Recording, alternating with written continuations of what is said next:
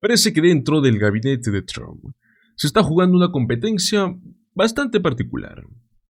¿Quién puede ser el más incompetente de todos?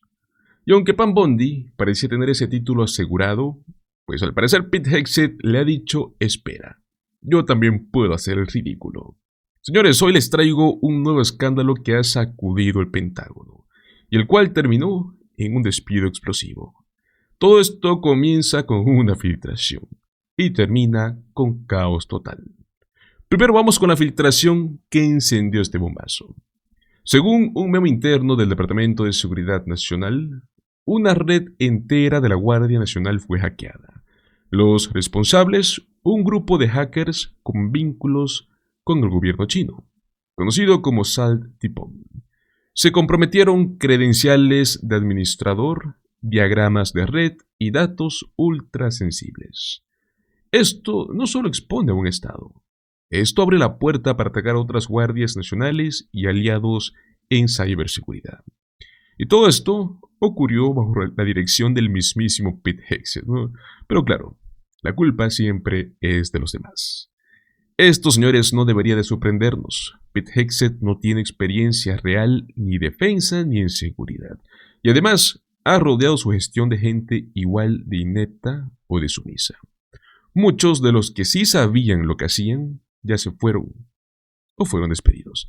Y eso quedó más que claro en un momento clave que vimos hace unas semanas. Escuchen. What was the classification mark time? Yeah, what was the classification marking? Because again, classifications of any information in an ongoing operation that was successful are not things that would be disclosed in a public forum. You can very well disclose whether or not it was classified. It's not classified to disclose whether or not it was classified. And in fact, DoD regulations state that any classified information has to be labeled with its classification. Was it classified secret or top secret? What's not classified is that it was an incredibly successful mission against the Houthis. Okay, so it was classified. So are you trying to say that the information was unclassified? I'm not okay, trying to say anything. That's what I thought. You're not saying that. So you took classified information from Central Command that had a classification marking on it, because that's what's required by DoD regulations, and you put it on an unclassified system. So we're going to get a report in a few days from the DoD Inspector General. And if the DoD Inspector General finds what is pretty obvious, both to you smiling there in the witness seat and to all of us up here, that the information was, in fact, classified, do you plan to take any accountability for that? As I pointed out at the time... you said that accountability is back. Does that not apply to you? As I said at the time, Congressman, there were no names, targets, locations, units, routes, sources, methods, no classified information. Okay, so if it comes back that it is classified, will you take accountability or not? You've already admitted that it was classified because everything you get from CENTCOM is classified. You just explained that to me. That's how you justified not answering the question. Not what I said. I didn't confirm any classification or okay, so if it is what confirmed, I know is that will you take everything accountability? I share, everything I talk about, Mr. Secretary, does accountability apply to you or not? Is classified whether I talk or not. Does it apply to you or not? Does what apply to me? Accountability.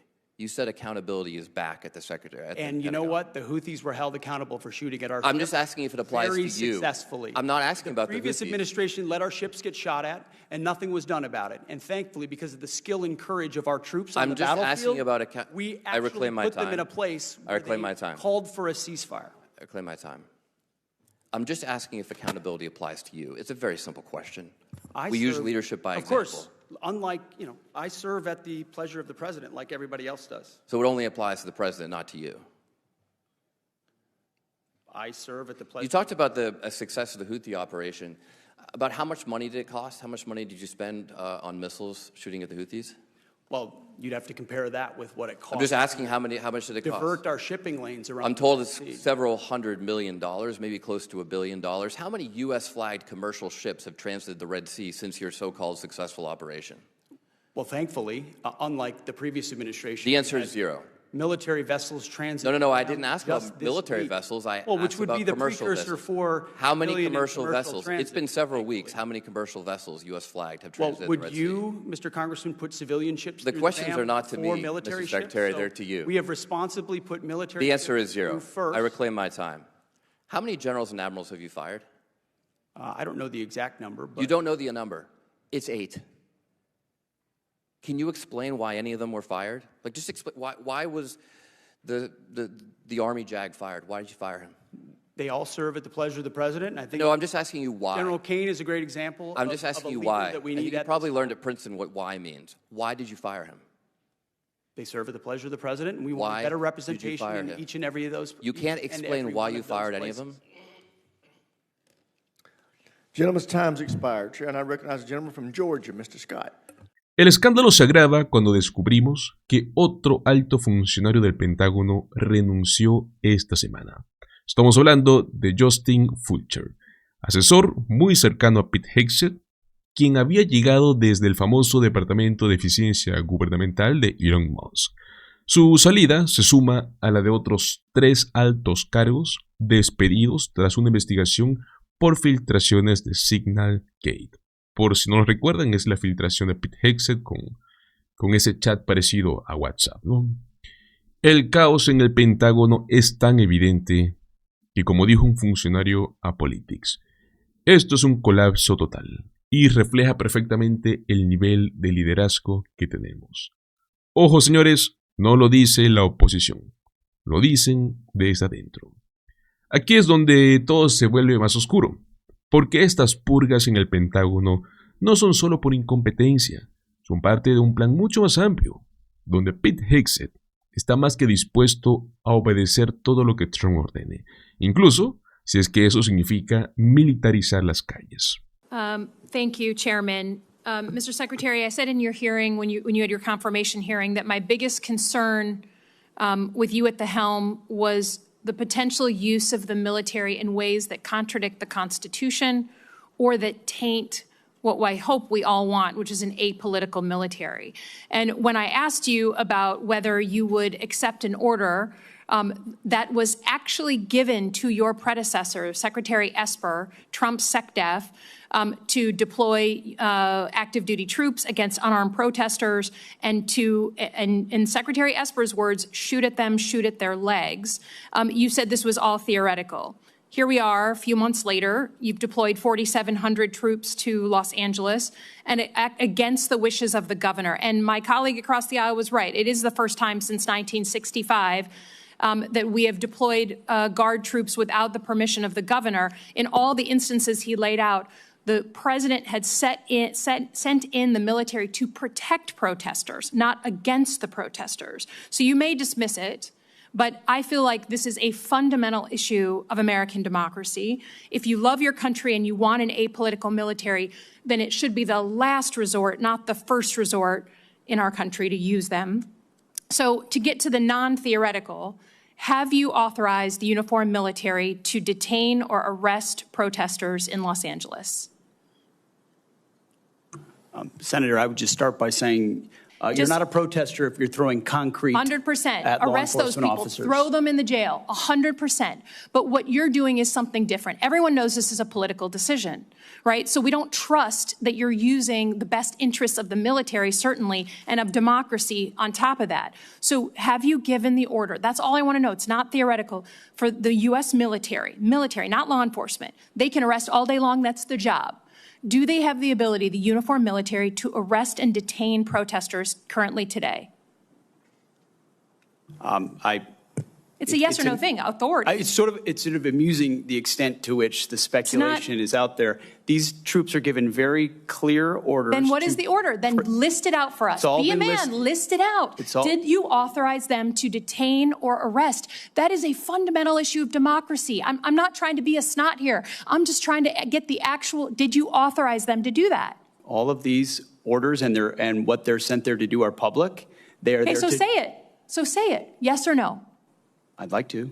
Please, yes or no? As I've said time and time again through interruption, they're there to protect law enforcement, do they have ICE the ability officers to arrest? who are trying to do their job, deporting illegals who were allowed in by the previous administration. So they cannot arrest and detain citizens of the United States, the uniformed military. As we've stated, if necessary, in their own self-defense, They could temporarily detain and hand over to ICE, but there's no arresting going on. And you know this better than you're trying to play political games. There's no arresting of U.S. personnel. Of the U.S. military against members of the protest. Have you authorized U.S. military cyber tools to investigate people participating in these protests? Yes or no? Certainly in no way that I'd be aware of. Okay, that's good. I love that answer. That's great. Have you given the order to be able to shoot at unarmed protesters in any way? I'm just asking the question. Don't laugh. Like the whole country. And by the way, my colleagues across the aisle. What is that based on? What evidence would you have that an order like that has ever been given? Giving that order to your predecessor, to a Republican Secretary of Defense, who I give a lot of credit to because he didn't accept the order. He had more guts and balls than you because he said, I'm not going to send in the uniformed military to do something that I know in my gut isn't right. He was asked to shoot at their legs. He wrote that in his book. That's not hearsay. So your poo-pooing of this, it just shows you don't understand who we are as a country, who we are. And all of my colleagues across the aisle, especially the ones that served, should want an apolitical military and not want citizens to be scared of their own military. I love the military. I served alongside my whole life, so I'm worried about you tainting it. Have you given the order? Have you given the order that they can use lethal force against honor? I want the answer to be no. Please tell me it's no. Have you given the order? Senator, I'd be careful what you read in books and believing it, except for the Bible. Oh, my God. So your former predecessor, I guess that's not enough for you. Okay, on Iran. I don't think there's a debate. There's like a cat fight going on in your own party about whether to go after Iran. Have you commissioned any day after planning? So any force protection, any use of ground troops in Iran, any cost assessments? Because I don't think we doubt what we can do as a country in the attack. It's the day after with Iraq and Afghanistan that so many of us have learned to be so deeply concerned about. Have you authorized day after planning? As I've said, we have plans for everything, Senator. Okay. Donald Trump no mandó a la Guardia Nacional a Los Ángeles solo por una foto. Lo hizo para normalizar la presencia, para que tú no te sorprendas de ver tropas en tu vecindario, en parques donde juegan niños, sin justificación alguna. Y Pete Hegseth, a diferencia de otros secretarios de defensa que le dijeron no a Trump, él sí hará exactamente lo que le pidan. Pete Hegseth no está ahí para liderar. Está ahí para obedecer, y eso lo convierte en un peligro mucho mayor, porque si mañana a Trump se le ocurre pedir reprimir protestas, o silenciar a opositores, o intervenir ilegalmente, ¿ustedes creen que él se va a negar? No lo hará. Ya despidió a todo el que se atrevió a cuestionarlo, y el Pentágono, hoy por hoy, está lleno de leales, gente ciega, no de profesionales.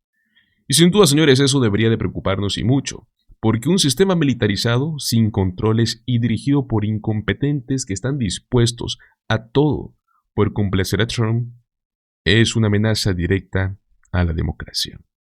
Muchísimas gracias por acompañarme hasta el final de este video. Recuerda apoyarme con un like, compartir este video con tus amigos y suscribirte a nuestro canal. Nos vemos en el próximo video. Hasta luego.